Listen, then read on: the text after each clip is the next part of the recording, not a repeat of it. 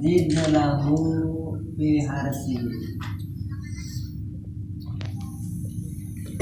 Ini kata Allah, barang siapa yang ingin tanaman akhirat, maka kami akan menambah untuknya tanamannya atau hasilnya.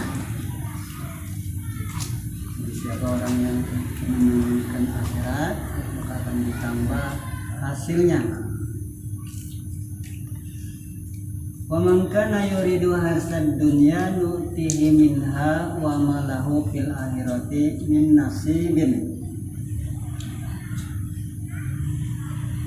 Dan barang siapa yang ingin berusaha menanam tanaman dunia, nu'tihi minha wa ma lahu, maka kami berikan kepadanya di dunia, dan tidak ada istilahnya baginya fil akhirati, di akhirat. Min nasibin, itu tidak mendapat bagian.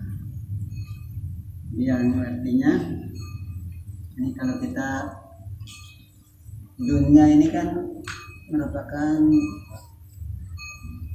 dunia mazratul akhirah.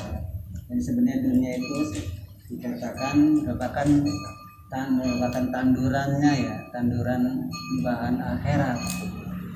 Cuman tapi kalau kita ya nandurnya salah, ya, yang seharusnya nandur akhirat, ya nandur untuk keduniaan, ya akhirnya tidak akan mendapatkan untuk hasil akhiratnya. Padahal udah diutamakannya dunia mah tanduran akhirat. Walaupun di situ ada istilahnya di dunia wal akhirah, tapi di hadisnya langsung ditujukannya dunia mazraatul akhirah, gitu. Bahwa dunia itu merupakan tandurannya, tanamannya akhirat. Maka kita kalau nandur bahan akhirat, ya akan mendapat hasilnya, tanamannya, hasilnya juga dilimpahkan di akhirat kelak, ya akan didapat di akhirat. Tapi kalau kita menandurnya atau berusahanya tanaman dunia, maka istilahnya kata Allah akan diberikan kepadanya di dunia, tidak diberikan di akhirat. Kalau di akhirat tidak ada bagian.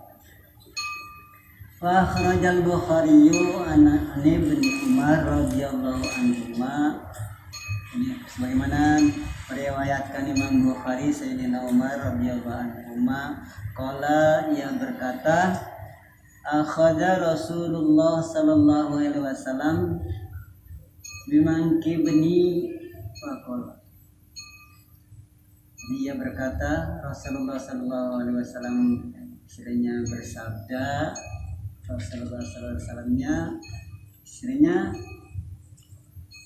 memegang bahuku bimankibni, lalu dia berkata, kun fid dunya, jadilah kamu di dunia ini kanaka gharibun, itu bagaikan hasibu anfusakum qabla an tuhasabu. Ini ayat itu udah beredar, ya, ayat seperti itu, ya. Yang artinya koreksilah dirimu sekalian, ada semuanya, sebelum dirimu itu istilahnya nanti dikoreksi oleh Allah.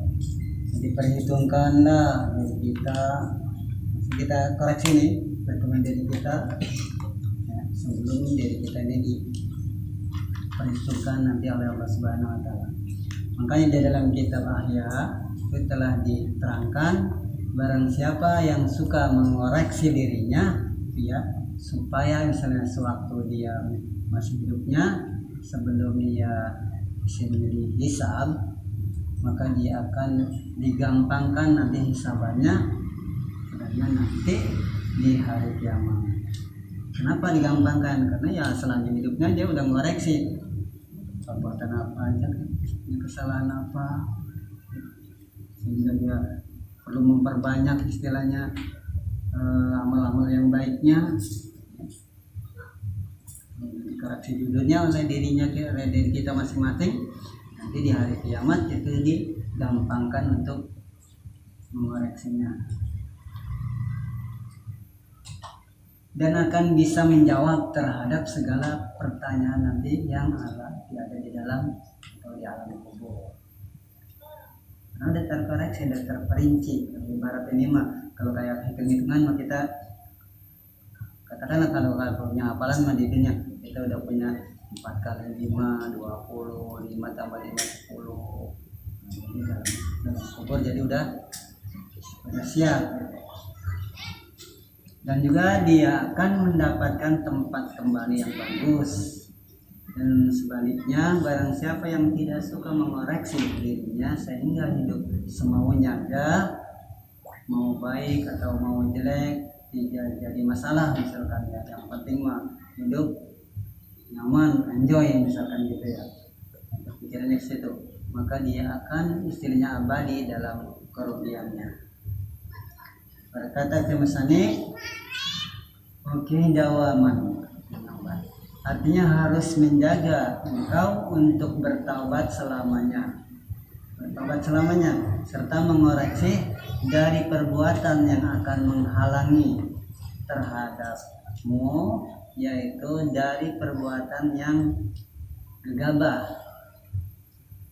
Kan kerjaan yang gitu, perbuatan seperti itu, perbuatan yang gegabah dan sembrono.